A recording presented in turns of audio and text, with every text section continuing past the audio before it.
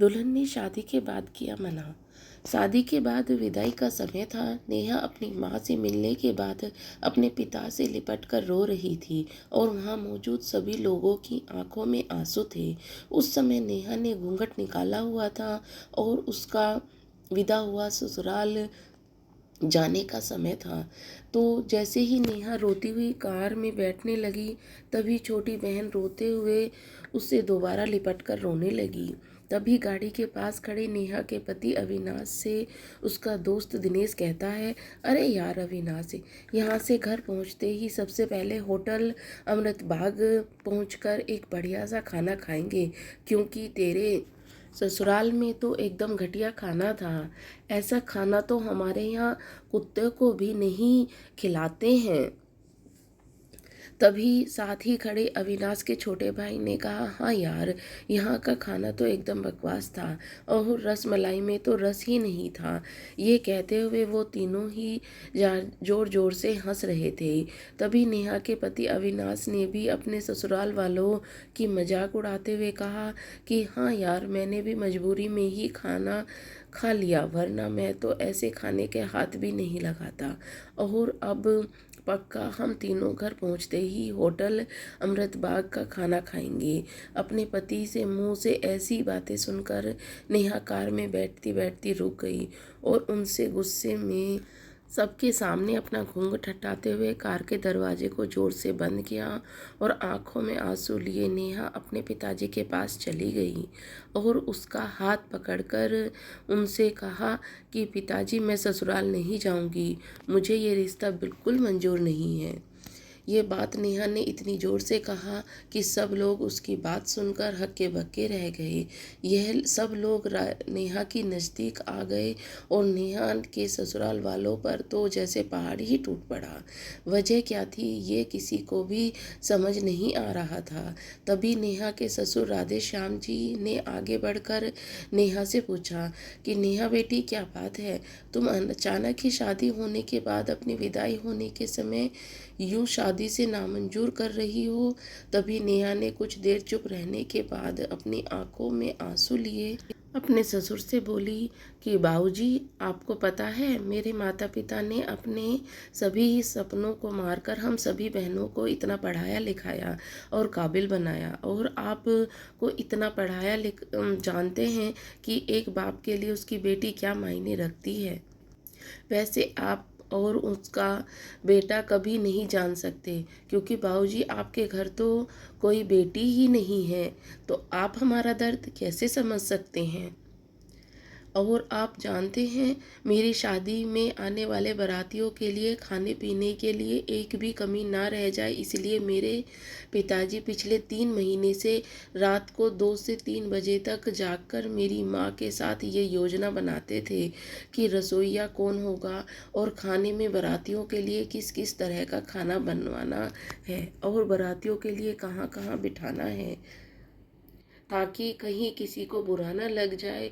और शायद आप नहीं जानते कि मेरी माँ ने पिछले 1 साल से एक भी नई साड़ी नहीं खरीदी, क्योंकि मेरी शादी में पैसों की कोई कमी नहीं हो जाए। और आज भी मेरी शादी में भी माँ ने अब मेरी बड़ी बहन की साड़ी पहन कर रखी है। और यह तो कुछ भी नहीं, मेरे पिताजी भी 150 रुपये की इस शर्ट के नीचे कई छेद वाला बनियान पहनकर खड़े हैं, और ये सब सिर्फ इसलिए ताकि मेरी शादी में कोई कमी न रह जाए। लेकिन इतनी मेहनत करने के बावजूद भी आज इस शादी में आपके बेटे को रोटियां ठंडी लगी और दोस्त को पनीर बकवास लगा और मेरे देवर जी को रसमलाई में रस ही नहीं मिला। और मेरे पति अविनाश का तो कह रहे थे कि वे तो इस खाने को हाथ भी नहीं लगाते, बस उन्होंने तो मजबूरी में ही ये खाना खा लिया। अगर सब कुछ इतना ही मजबूरी में हो ही खाया है, तो इसके क्या गारंटी है कि मुझसे शादी भी ये अपनी खुशी से नहीं कर रहे हैं। कल को अविनाश जी ये भी कह सकते हैं कि मुझसे भी इन्होंने मजबूरी में ही शादी की है। और नेहा रोते हुए अपने ससुर से यह भी कह रही थी कि जिस माता पिता ने मेरी शादी में दिन देखा ना रात बस शादी की तैयारियों में लगे रहे उन माता पिता पर आज आपके बेटे और उसके दोस्त यूं जोर जोर से हंस रहे हैं और उनकी इतनी बेइज्जती कर रहे हैं। क्या आपके घर में माता पिता की इतनी ही इज्जत होती है?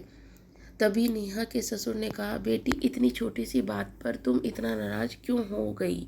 तो नेहा ने अपने ससुर से बात काटते हुए कहा कि बाबूजी ये छोटी सी बात नहीं है। अगर शादी के बाद भी आपकी इज्जत न करूं तो आपको कैसा लगेगा?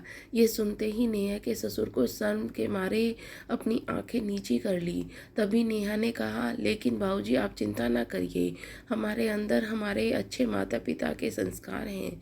किसी की बेइज्जती करना ये सब हमारे माता पिता ने हमें कभी सिखाया ही नहीं। ये सुनते ही नेहा के पिताजी दया जी ने आंखों में आंसू लिए अपनी बेटी को गले लगा लिया और उससे कहा कि बेटी मुझे गर्व है कि तू मेरी बेटी है, पर अब तू शांत हो जा। बेटी तुझे मेरी कसम तू इन्हें माफ़ कर दे और खुशी खुशी अपने ससुराल को चली जा। तभी नेहा का पति अविनाश भी नेहा के पिताजी और नेहा के हाथ जोड़कर माफ़ी मांगता है और ये कहता है कि बाबूजी मुझे माफ़ कर दो, सारी गलती मेरी ही है, लेकिन आज आपकी बेटी ने मुझे एक पिता की इज्जत करना सिखा दिया और आज के बाद हर किसी के माता पिता की हमेशा इज्जत करूंगा।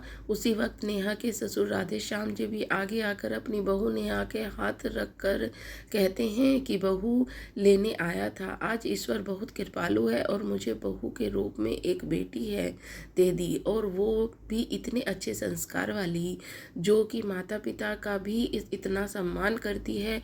और अब बेटी मेरे कहने पर इन नालायकों को भी माफ़ कर दो, मैं हाथ जोड़ता हूँ तेरे सामने।